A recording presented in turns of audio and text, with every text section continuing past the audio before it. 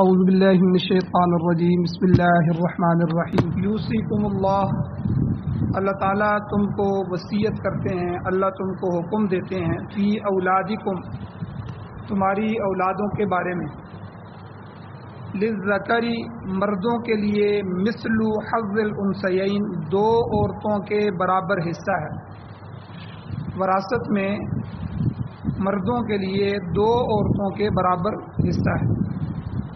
فَإِن كُنَّ نِسَاءً اگر لڑکے نہ ہوں، ایک آدمی مر جائے اس کی لڑکیاں ہی لڑکیاں ہوں، فَإِن كُنَّ پس اگر ہوں نِسَاءً عورتیں ہی عورتیں، تو اس کی دو صورتیں ہیں، یا تو اکیلی لڑکی ایک ہی لڑکی ہوگی، یا ایک سے زیادہ دو یا دو سے زیادہ لڑکیاں ہوں۔ فَإِن كُنَّ پس اگر ہوں نِسَاءً عورتیں فَوْقَ اثْنَتَيْنِ دو عورتوں سے زیادہ، دو یا دو سے زیادہ ہوں لڑکیاں، تو فَلَهُنَّ پس ان کے لیے جو میراث ہوگی، ترکہ ہوگا، ثلثا ما ترک دو ثلث ہوں گے اس میں سے جو اس میت نے چھوڑا ہے۔ تین حصے، تیسرے حصے کو ثلث کہتے ہیں، تو تین حصے کیے جائیں گے تو ان میں سے دو تہائی، دو حصے جو ہوں گے، دو ثلث، یہ ان عورتوں کے لیے، ان لڑکیوں کے لیے ہوگا۔ وَإِن كَانَتْ وَاحِدَةً اور اگر اکیلی لڑکی ہو اور ساتھ لڑکے بھی نہ ہوں، تو فَلَهَا النِّصْفُ پس اس اکیلی لڑکی کے لیے پوری جائیداد کا آدھا حصہ ہو۔ سورۃ النساء پارہ نمبر 4 آیت نمبر 11 آپ کے سامنے اس کا آدھا حصہ تلاوت ہوا ہے۔ اس آیت کا ایک درس پیچھے گزر چکا ہے،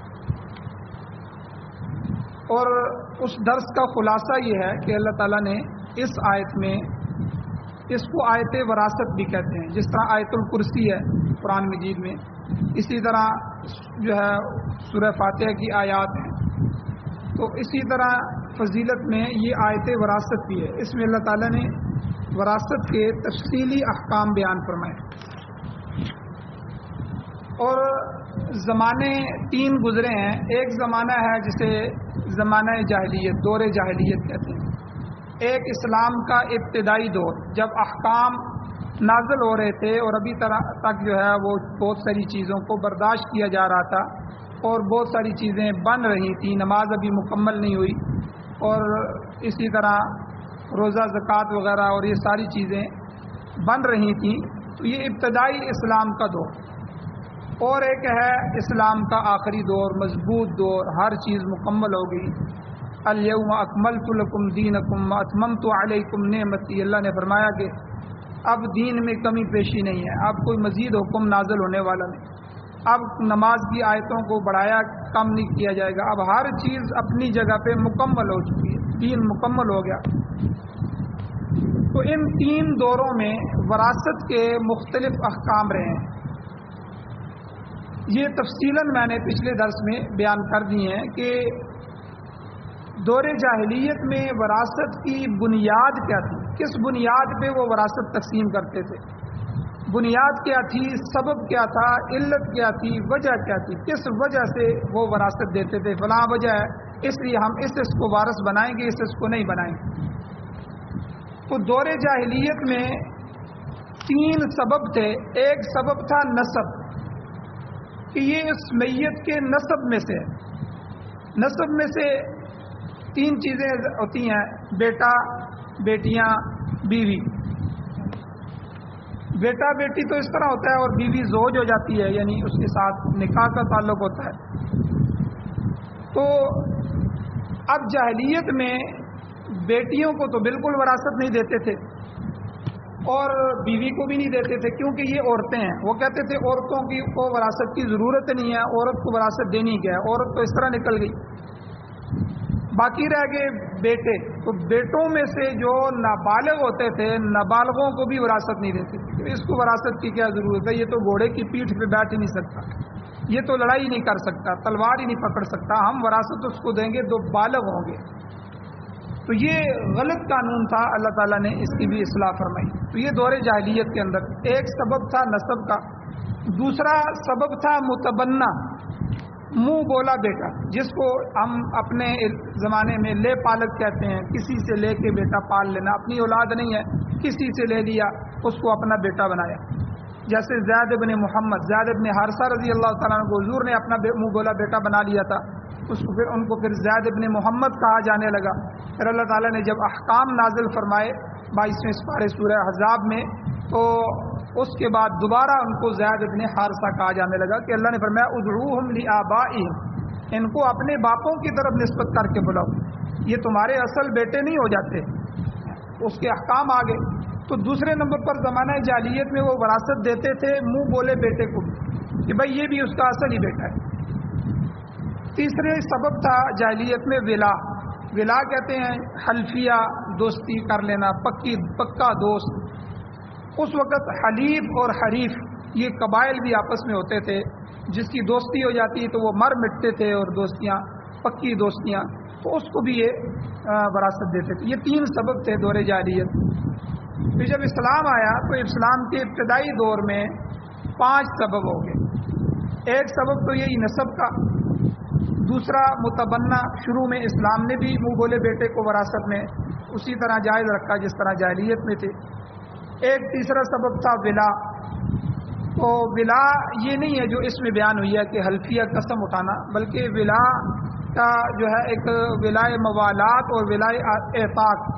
تو یہ 2 قسمیں تھیں. یعنی ولائے موالات کہتے ہیں کہ کسی کے ہاتھ پر کوئی مسلمان ہو جائے اور دور سے آیا ہو اپنا گھر بار چھوڑ کے، پھر وہ اسی کا بھائی چارگی اس سے ہو گئی ہو، اس کے مرنے کے بعد اس کا کوئی وارث نہ ہو یا کوئی مسلمان وارث نہ ہو، تو اس کی وراثت ساری اسی کو چلی جائے گی. اس کو ولائے موالات کہتے ہیں.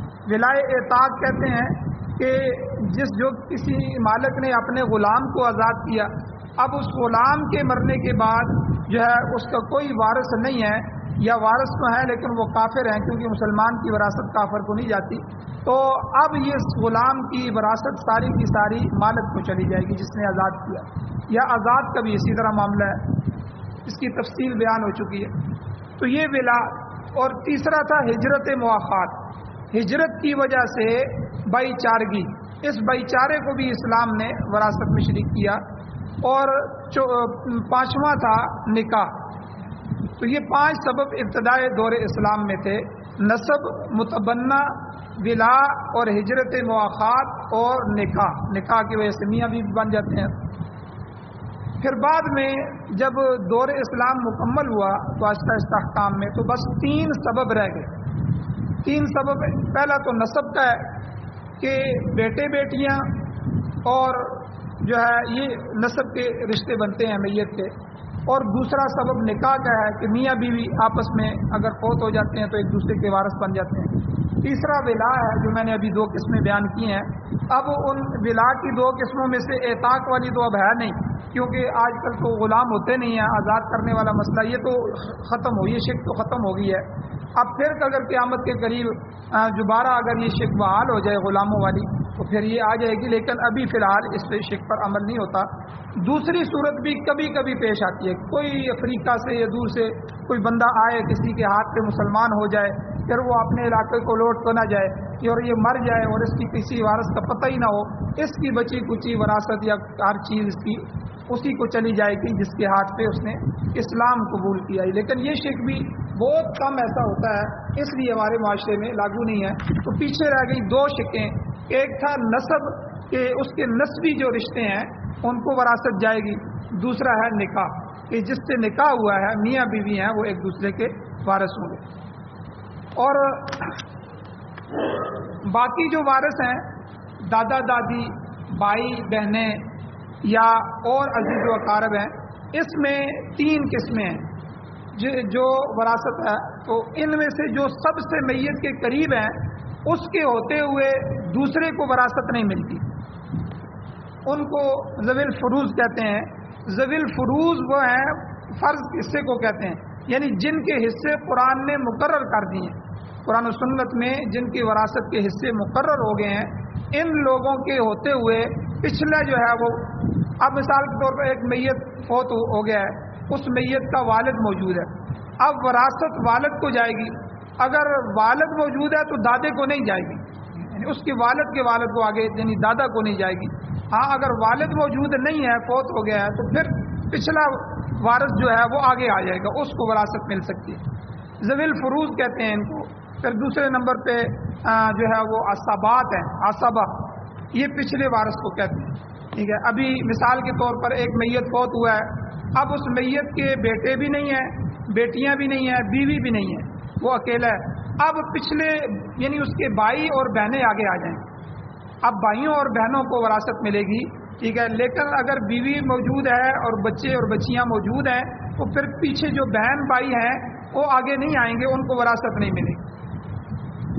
اور ان کو جو ہے وہ عصبات کہتے ہیں. تیسرا ہے ذوی الارحام. ذوی الارحام کہتے ہیں کہ ماں کی طرف سے رشتے. اگر ذوی الفروض بھی نہیں ہے اور عصبات بھی نہیں ہیں، یعنی بیٹے بیٹیاں بھی نہیں ہیں، بیوی بھی نہیں ہے اور بہن بھائی بھی کوئی نہیں ہے، والد والدہ بھی کوئی نہیں ہے، دادا دادی بھی کوئی نہیں ہے، کئی میت ایسے بھی ہوتے ہیں. پھر اس کی جو والدہ ہے، والدہ کے بہن بھائی یعنی ماموں اور ماموں وغیرہ اور ماموں کے بیٹے، ماموں زاد وغیرہ، یہ پھر آگے آ جائیں گے، ان کو جو ہے اس سے ملیں گے. یہ 3 قسمیں ہیں وراثت میں. اب جو آج کے درس میں آیات تلاوت ہوئی ہیں، ان آیتوں کا شان نزول کیا ہے کہ یہ کیوں جو ہے وہ آیات نازل ہوئی ہیں. اس کے شان نزول میں 2 روایات موجود ہیں حضرت جابر رضی اللہ تعالیٰ عنہ سے. حضرت جابر فرماتے ہیں کہ میں بیمار ہو گیا اور میرا گھر حضور علیہ السلام کے گھر سے کم و بیش 2-2.5 میل دور تھا. آپ علیہ السلام کو میری بیماری کا پتہ لگا تو حضور علیہ السلام، آقا علیہ السلام میری بیمار پرسی کے لیے، میری عیادت کے لیے میرے گھر تشریف لائے. آپ علیہ السلام کے پاس سواری بھی نہیں تھی، پیدل ہی تشریف لے آئے. اور 2-2.5 کلومیٹر بندہ اگر 2-2.5 میل چل کے جائے تو گرد و غبار بھی پڑ جاتے ہیں، تو حضور پر گرد و غبار کے آثار بھی نمایاں تھے. یعنی گویا کہ یہ خوشی محسوس کر رہے ہیں کہ حضور میرے لیے، میری عیادت کے لیے جو ہے پیدل چل کے میرے گھر تشریف لائے. اور فرماتے ہیں کہ جب آپ علیہ السلام میرے گھر میں تشریف لائے تو مجھ پر بے ہوشی طاری ہو گئی. تو آپ علیہ السلام نے وضو فرمایا. سب سے پہلے گھر والوں کو کہا بھئی وضو کا پانی لے. وضو فرمایا. اب وضو سے جو پانی بچ گیا تو وضو کا جو باقی ماندہ پانی تھا حضور علیہ السلام نے مجھے پلایا. آقا علیہ السلام کی چونکہ پانی میں شفا تھی، برکات تھی، حضور کی ہر چیز میں برکتیں تھیں. حضور کے بال جو ہیں وہ بھی صحابہ محفوظ کر دیتے تھے، حضور کا پسینہ محفوظ کر لیتے تھے. تو اللہ تعالیٰ نے حضور علیہ السلام کی ہر چیز میں بے شمار برکتیں رکھی. تو حضور نے وضو کیا، وضو کا پانی جو بچ گیا، اور فرماتے ہیں کہ حضور نے مجھے پلایا. اور دوسرا عمل حضور نے یہ کیا کہ مجھ پر حضور نے چھینٹے مارے. تو اتنے میں مجھے ہوش آ گیا، میں بحال، میری صحت بحال ہو گئی. یعنی یہ گویا کہ ان کے آخری وقت تھا. کہتے ہیں کہ چونکہ میں اولاد سے محروم تھا، میری اولاد نہیں تھی، اس لیے مجھے اپنی وراثت کے متعلق تشویش تھی. اپنی اولاد تو نہیں تھی لیکن البتہ 9 بہنیں تھیں، جن میں سے 3 کی شادی ہو چکی تھی، 3 شادی شدہ تھی، اور باقی 6 جو تھیں وہ غیر شادی شدہ تھیں. ان کے علاوہ میرا ایک بھائی بھی تھا. حضرت جابر رضی اللہ تعالیٰ عنہ کے جو والد تھے، باپ حضرت عبداللہ انصاری رضی اللہ تعالیٰ عنہ، یہ غزوہ احد میں شہید ہو گئے تھے. اونچے درجے کے صحابہ میں سے تھے اور اونچے درجے کے شہداء میں سے تھے. تو حضور علیہ السلام ان کی بڑی تعریف فرماتے تھے. تو بہرحال روایت میں آتا ہے کہ حضرت جابر رضی اللہ تعالیٰ عنہ نے حضور سے دریافت فرمایا کہ حضور میرے بعد میری وراثت کس طرح تقسیم ہوگی. تو اس پر اللہ تعالیٰ نے یہ آیات نازل فرمائی. ایک تو شان نزول کی وجہ یہ ہے، تفصیل آگے آ رہی ہے. اسی سلسلے میں ایک دوسری روایت بھی اس کے شان نزول میں موجود ہے. راوی جو ہیں وہ حضرت جابر ہی ہیں. حضرت جابر رضی اللہ تعالیٰ عنہ فرماتے ہیں، ترمذی شریف کے اندر یہ روایت موجود ہے کہ حضرت سعد ابن ربیع رضی اللہ تعالیٰ یہ جنگ احد میں شریک ہوئے اور غزوہ احد میں شہید ہو گئے. اور اپنے پیچھے انہوں نے 2 لڑکیاں چھوڑی. لڑکا کوئی بھی نہیں تھا، 2 لڑکیاں تھیں. ان کی بیوی حضور علیہ السلام کی خدمت میں حاضر ہوئی اور عرض کیا، حضور ایک تو میرا خامن جہاد میں شریک ہوا اور غزوہ احد میں شہید ہو گئے، اور دوسرا یہ ہوا کہ پرانے دستور کے مطابق، جاہلیت کے مطابق، جو میرا خاوند کا مال تھا اس کے بھائیوں نے ان پر قبضہ کر لیا. یعنی جس طرح وہ بھائیوں کو دیتے تھے مشرکین، تو وہی ابتدائی دور تھا اسلام کا. تو انہوں نے آ کے حضور سے فرمایا حضور اب میری یہ 2 بچیاں ہیں، ولا تنکحانی الا ولہما مال، مال کے بغیر حضور ان کا تو کوئی نکاح نہیں ہو سکتا. اب کیا صورت ہو، یعنی مال ہوگا تو میں ان کی پرورش کروں گی، مال ہوگا تو میں ان کا نکاح کروں گی. اب وہ خاوند کے بھائیوں نے لے لیا ہے، تو اب کیا صورت ہے؟ حضور علیہ الصلوۃ والسلام نے فرمایا کہ تم صبر کرو، اللہ تعالیٰ اس کے بارے میں ضرور فیصلہ فرمائے گا. روایت میں آتا ہے کہ جب وہ عورت دوبارہ حضور علیہ السلام کی خدمت میں حاضر ہوئیں تو وراثت کی یہ آیات نازل ہوئیں. نبی علیہ السلام نے اس عورت کو اور سعد رضی اللہ تعالیٰ عنہ کے بھائیوں کو، جنہوں نے مال پہ قبضہ کر لیا تھا، دونوں کو بلایا اور ان بھائیوں کو سمجھایا کہ دیکھو سعد کے جس مال پر تم نے قبضہ کر لیا ہے اس میں سے 8واں حصہ اس بیوہ کا ہے، کیونکہ یہ اس کی میت کی بیوہ ہے. 8واں حصہ اس کا ہے اور باقی جو بچ گیا ہے اس میں آپ 3 حصے کرو. ان 3 میں سے 2/3 ان بچیوں کو دے دو، باقی جو 1/3 حصہ بچ جائے وہ عصبہ، یعنی میں نے جس طرح کہا تھا ذوی الفروض کے بعد آگے عصبات آ جاتے ہیں، عصبہ ہونے کی حیثیت سے وہ تم بھائی ہو تو تم لے لو.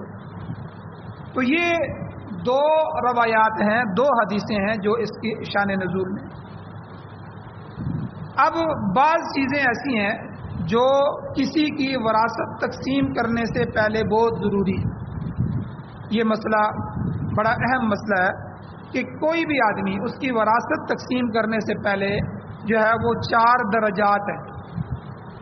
سب سے پہلا شریعت کا قانون یہ ہے کہ سب سے پہلے مرنے والے کے مال میں سے اس کے کفن دفن کا انتظام کیا جائے.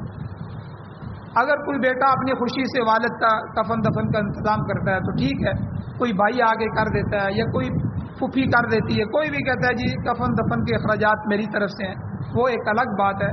ورنہ جو ہے وہ جو مال ہوگا اس کا اپنا بینک بیلنس ہوگا، اس کا جو پیسہ ہوگا یا اس کی جو بھی جائیداد ہوگی، اسی میں سے سب سے پہلے اس کے کفن دفن کے اخراجات کیے جائیں گے، اس کا انتظام کیا جائے گا.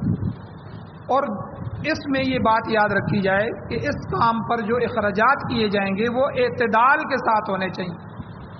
یہ میت کا مال سمجھ کے فضول خرچی نہیں کرنی چاہیے. کفن کے لیے مناسب کپڑا ہونا چاہیے، بہت ہی اعلیٰ قسم کا کپڑا نہ ہو، درمیانہ اچھا کپڑا ہو، مناسب کپڑا ہو. اور جو دوسری اشیاء ضرورت خریدنی ہو وہ بھی خریدی جا سکتی ہیں. اسی طرح قبر کھودنے کا جو انتظام ہو، اگر تو جہاں خود مل کے لوگ کرتے ہیں وہاں تو ٹھیک ہے، لیکن جہاں مزدوری لی جاتی ہو تو وہاں مزدوری بھی اس کے مال میں سے دی جا سکتی ہے. البتہ اس دن بھی بیان ہوا تھا کہ یہ جو چارپائی پر ڈالے جانے والی چادر ہوتی ہے یہ کفن میں شامل نہیں ہے، تو اس میت کے مال میں سے یہ فالتو چادر بھی نہیں خریدی جائے گی. بلکہ فقہا نے یہاں تک لکھا ہے یہ امام کے نیچے بچھانے کے لیے جو ہے وہ 1.5 گز کا جو کپڑا جا نماز جسے کہتے ہیں بنائی جاتی ہے، یہ بھی میت کے ترکے میں سے نہیں لی جائے گی. یہ فالتو چیز ہے، یہ کفن کے اندر شامل نہیں. اور اسی طرح غسل دینے کے لیے نئے برتن نہیں خریدے جائیں گے. پرانے برتن جو گھر سے کسی کے مل جائیں تو وہاں سے ہی جو ہے یا اسی کے گھر میں سے اٹھا کے اسی سے وہ غسل دیا جائے. تو یعنی اس میں یہ احتیاط. تو بہرحال پہلی شک کیا ہے کہ جب آدمی فوت ہو جائے تو اس کے مال میں سے اس کے کفن دفن کا انتظام کیا جائے. دوسرے نمبر پر اب کفن دفن کا انتظام ہو گیا ہے، دفنا لیا ہے، اس کے بعد دیکھا جائے گا کہ مرنے والے کے ذمے کوئی قرضہ تو نہیں ہے. اگر قرضہ ہے تو سب سے پہلے اس کا قرضہ ادا کیا جائے. ابھی وراثت کا نمبر نہیں آیا کہ وارثوں میں تقسیم کی جائے، بلکہ اس کا قرضہ، کسی کے اس نے 5 لاکھ دینے ہیں، کسی کے 10 لاکھ دینے ہیں، کسی کے 20 لاکھ دینے ہیں. اور اسی قرضے میں سے بیوی کا مہر بھی ہے. یاد رکھیں یہ جو حق مار لکھا جاتا ہے، رکھا جاتا ہے، یہ بیوی کو دینا ضروری ہے. بعض لوگ کہتے ہیں جی لکھ لو جی 5 لاکھ روپے، ہم نے کون سا دینا ہے. نیت یہ ہوتی ہے بھائی تم مر جاؤ گے تو تمہاری وراثت میں سے جہاں دوسروں کے قرضے پہلے ادا کیے جائیں گے، بیوی کو جو 8واں حصہ ملے گا وہ تو الگ ہے، وہ تو وراثت کا حصہ ہے. وراثت تو ابھی تقسیم ہی نہیں ہوئی، یہ حقمار اس کا پہلے پورا کرو۔ اگر مکان حقمار میں لکھا ہے تو مکان بیٹوں کو نہیں جائے گا، وہ مکان بیوی کا ہے، ماں کا ہے۔ تو اس لیے جتنے بھی قرضے ہیں دوسرے نمبر پہ جو ہے وہ قرضے ادا کی جائیں۔ اس لیے جنازے میں اعلان کیا جاتا ہے بھائی میت کے ورثاء کی طرف سے اعلان ہے کہ میت کی طرف سے کوئی کمی پیشی ہو، کسی کا لین دین ہو تو جو ہے وہ آپ ہم سے مطالبہ کر سکتے ہیں۔ تو یہ رسمی اعلان نہیں ہے، یہ تحقیقی اعلان ہوتا ہے کہ بھائی اب ہم نے کفن دفن کر دیا ہے، اب یہاں آ گئے ہیں، جنازہ کھڑا ہو گیا ہے، اب اس کے مسئلہ دوسرے نمبر پہ آ گیا ہے قرضے کا۔ کسی کا اس نے قرضہ دینا ہو تب بھی، کسی سے لینا ہو تب بھی، دونوں صورتوں میں لین دین ہو آپ ہم سے مطالبہ کریں۔ اگر دینا ہے تو تب بھی آ کے دیں تاکہ پھر جو وراثت بنے گی تو وہ وارثوں میں تقسیم ہو جائے، تب بھی وارثوں کا حق ضائع نہ ہو۔ تو بہرحال دوسرے نمبر پر یہ۔ تیسرے نمبر پر ابھی بھی وراثت کا کام نہیں کرنا۔ تیسرے نمبر پر ہے میت کی وصیت۔ میت نے کوئی وصیت کی ہو تو یہ جو جاہلیت کے زمانے کی دو چیزیں گزری ہیں، متبنہ بیٹا، منہ بولا بیٹا بنا لیا، یا جو ہے حلفیہ قسمیہ دوست بنا لیا، یہ میرے گانے کا دوست ہے، یہ میرا پرانا دوست ہے، یہ بچپن کا دوست ہے، یہ سکول کا دوست ہے، پرانے دوست ہوتے ہیں۔ تو ان کے لیے شریعت نے وراثت تو ختم کر دی ہے کہ اب ولا نہیں رہی، اب متبنہ کی وراثت، منہ بولے بیٹے کو وراثت نہیں دے سکتے شرعی طور پہ۔ تو ان کے لیے یہ آپشن موجود ہے تیسرا وصیت کا، کہ آپ ان کے لیے وصیت کر سکتے ہیں، اور وصیت لاگو ہوتی ہے میت کے تیسرے حصے مال میں۔ اب آپ نے کفن دفن کا انتظام بھی کر لیا، دوسرا اس کے قرضے بھی سارے اتار دیے، اب جو مال بچ گیا اس کے 3 حصے کیے جائیں۔ مثلا 3 لاکھ روپیہ بچ گیا تو تیسرا حصہ 1 لاکھ روپیہ، 1 لاکھ روپے میں سے اس کی وصیت جو ہے وہ لگ سکتی ہے اتنے پیسوں میں سے، اور کسی نے کسی مسجد کو دینے کے لیے کہا، کسی مدرسے میں دینے کے لیے کہا، کسی دوست کے لیے وصیت کی، کچھ بھی اپنی وصیت میں لکھ گیا یا کہہ گیا، تو اب تیسرے نمبر پر اس کی وصیت کو لاگو کیا جائے گا کہ اس کی وصیت جو ہے اس کو دیا جائے، اور یہ 1/3 حصہ مال میں سے وصیت کی جا سکتی ہے۔ اب چوتھے نمبر پہ جو مال بچ جائے، کفن دفن کر لیا، اس پہ خرچہ کر لیا، اور اسی طرح اس کے بعد قرضے ادا کر لیے، قرضے ادا کرنے کے بعد اس کی کوئی وصیت تھی تو وصیت میں پیسے سب کچھ جو مرضی اس نے وصیت کی تھی 1/3 حصے مال کے حساب سے وہ بھی پورا کر دیا۔ اب جو مال بچ گیا ہے اس مال کو وراثت کہتے ہیں، یہ ترکہ ہے۔ اس مال وراثت کو حصہ رسدی کے مطابق جو حصے شریعت نے مقرر کیے ہیں حقداران میں تقسیم کیا جائے گا۔ باقی اس کے متعلق جو حکم ہے آج کی جو آیات ہیں اس میں بیٹوں اور بیٹیوں کے لیے جو وراثت ہے اس کو بیان کیا گیا ہے۔ انشاءاللہ کل کے درس میں اس کی تفصیل بیان کی جائے گی۔ اللہ تعالیٰ سے دعا ہے اللہ ہمیں عمل کی توفیق عطا فرمائے۔ آمین۔ الحمدللہ رب العالمین والعاقبۃ للمتقین والصلاۃ والسلام علی رسولہ النبی الأمی الکریم۔ اللهم ربنا آتنا فی الدنیا حسنۃ وفی الآخرۃ حسنۃ وقنا عذاب النار۔ یا اللہ ہماری کمیوں کو تئیوں کو معاف فرمائیے، درگزر فرمائیے، صغیرہ کبیرہ گناہوں کو معاف فرمائیے۔ یا اللہ قرآن و سنت کو سننے، سمجھنے، پڑھنے، پڑھانے، عمل کرنے، اشاعت کرنے کی توفیق عطا فرمائیے۔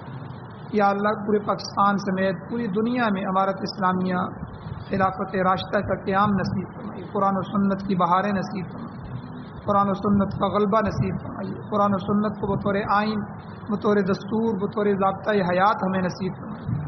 کہ اللہ جو حضرات پریشان حال ہیں ان کی پریشانیوں کو دور فرمائیے، جو بیمار ہیں ان کو شفا عطا فرمائیے، جو ایمان کی حالت سے اس دنیا سے جا چکے ہیں یا اللہ ان سب کی بخشش فرمائیے۔ صلی اللہ تعالی علی خیر خلقہ محمد وآلہ وصحبہ اجمعین برحمتک یا ارحم